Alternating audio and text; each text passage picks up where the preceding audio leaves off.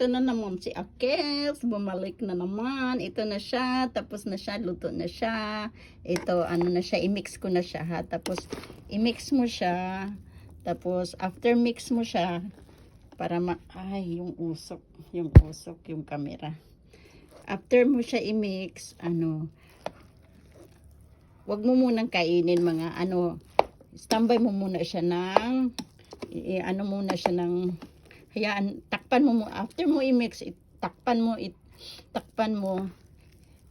to, yung takip ng rice cooker, takpan mo siya mga 2 to 3 minutes, para lahat siya, yung niya ba, yung lasa niya, ma-mix siya lahat, ang lasa niya lahat mix, doon sa mga sahog. Ayan, i-mix mo siya. Ayan, ganyan. Mix mo siya, yung nasa ilalim, i-mix mo siya.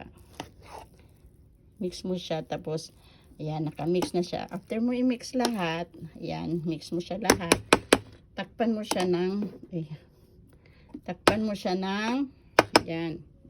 muna ng mga 2 to 3 minutes hanggang 5 minutes, okay? After 5 minutes, ayan, pwede nang i-serve, ipakain.